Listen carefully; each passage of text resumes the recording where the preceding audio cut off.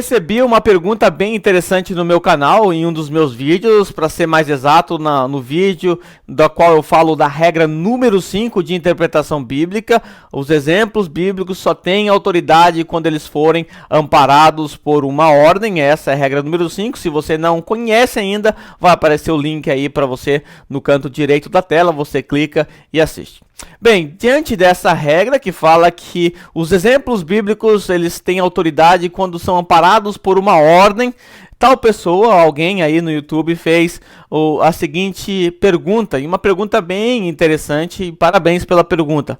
A pergunta é: por que vocês, reformados, por que vocês conservadores, vocês olham para 1 Timóteo capítulo 2 e ali vocês encontram uma proibição para as mulheres serem pastoras, e vocês olham lá para 1 Coríntios capítulo 11, ali vocês não obedecem a ordem que o apóstolo Paulo dá às mulheres do uso do véu?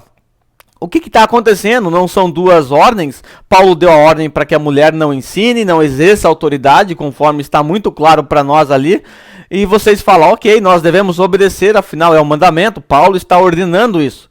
Aí vocês olham para o capítulo 11 de 1 Coríntios e fala assim, olha, o véu não é para usar, na igrejas reformadas, conservadoras, vocês não usam o véu.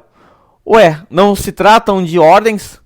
Como identificar quando uma ordem deve ser obedecida e uma ordem não deve ser obedecida? Todas as ordens devem ser obedecidas? Bom, é evidente que nem todas as ordens que aparecem nas Sagradas Escrituras devem ser obedecidas, né? Deus deu algumas ordens no Antigo Testamento que não diz respeito a nós, a ordem para Josué, invadir as nações, tal, e essas ordens é lógico que não faz o menor sentido para nós hoje. Então é preciso tomar o devido cuidado com as ordens que nós temos nas Escrituras. Eu quero, através da resposta desse vídeo, ajudar você a entender um pouquinho como é que funciona. Bom, eu identifiquei no texto bíblico uma ordem, e agora? Sai obedecendo cegamente? Não. Primeiro você tem que investigar. Lembra, você está fazendo o método que eu ensinei, OICA, você vai observar, você vai procurar correlação, coisa do gênero, mas o primeiro passo seu é observação. O que você tem que observar nesses casos?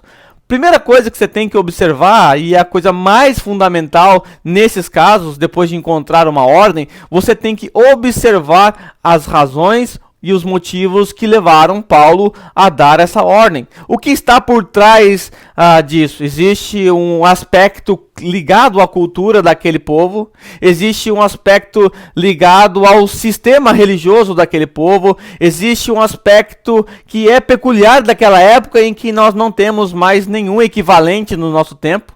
Então você tem que procurar isso.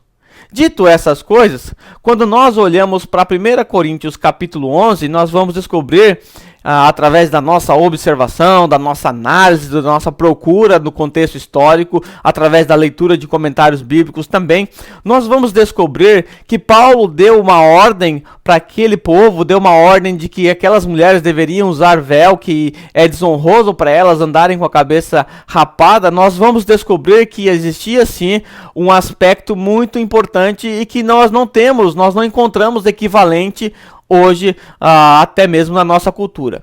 Bem, o que acontecia naquela época, né? O que acontecia, para que as mulheres usavam véu? Isso é importante nós entendermos.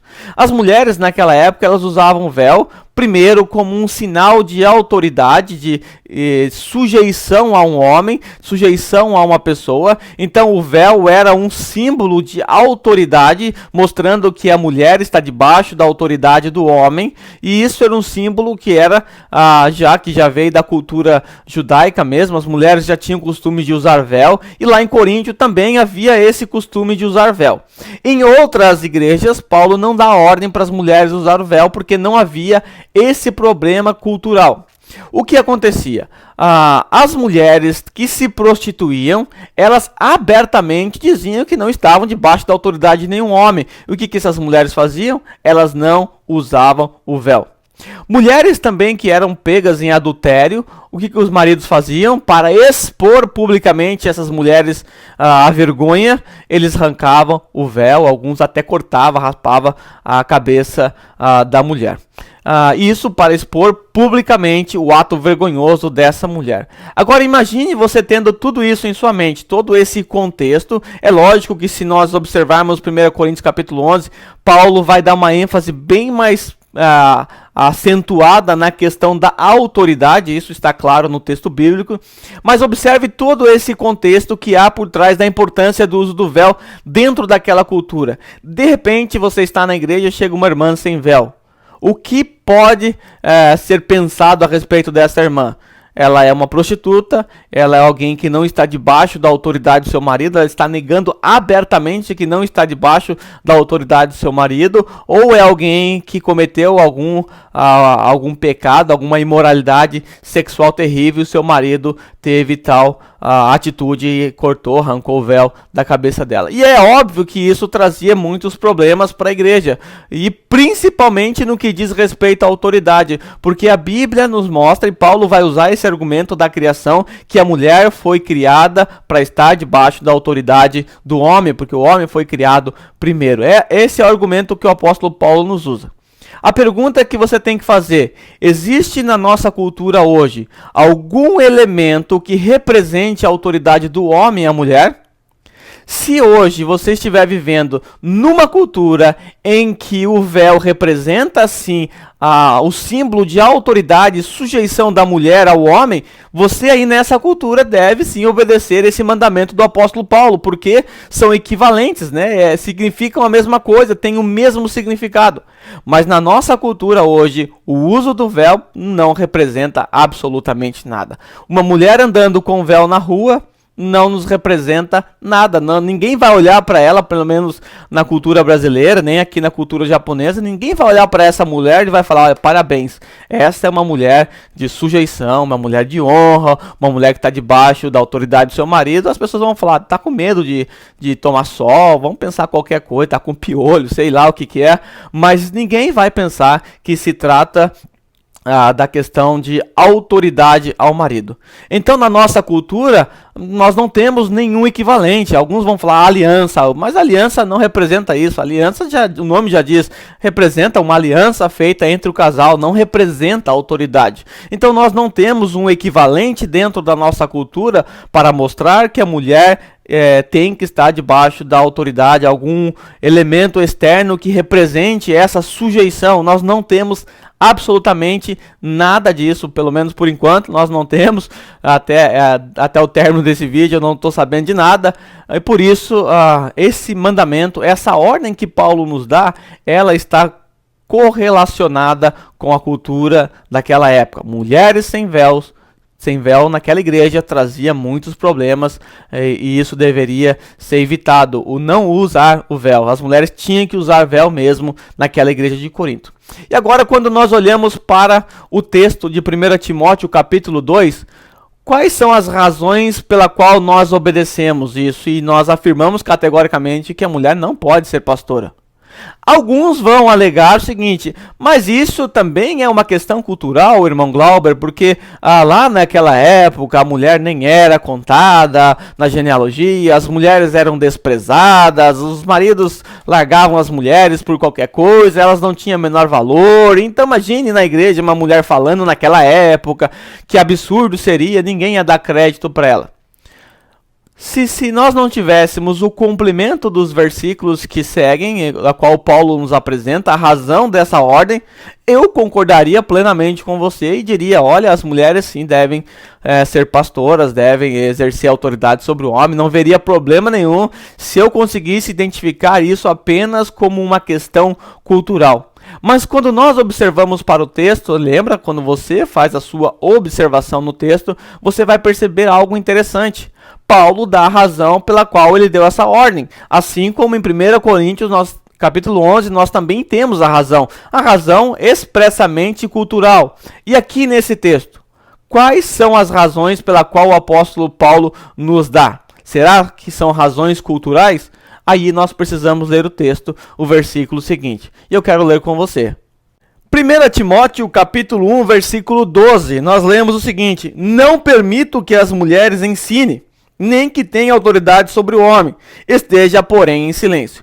Bem, nós aqui, com base nesse texto, simplesmente já percebemos de cara que não dá para a mulher ser pastora, porque o ofício pastoral exige ensino e autoridade, as duas coisas que Paulo está proibindo. Eu não permito.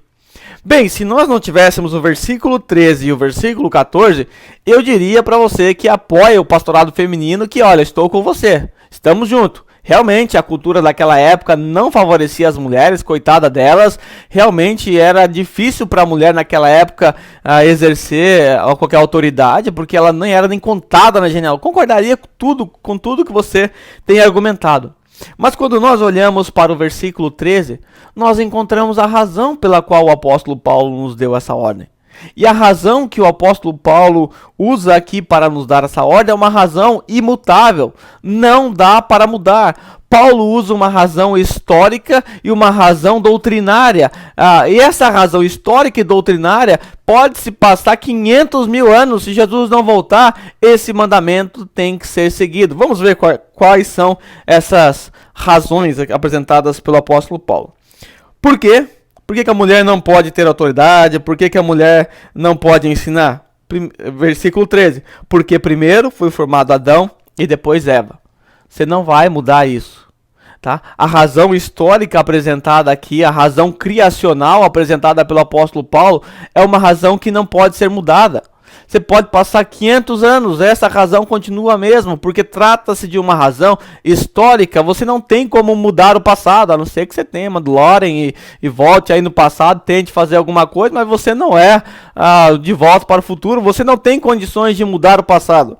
Nós temos aqui uma razão histórica. Primeiro, Deus formou Adão, depois Eva. Por causa disso, a mulher não deve ensinar e não deve ter autoridade. Adão é autoridade sobre Eva.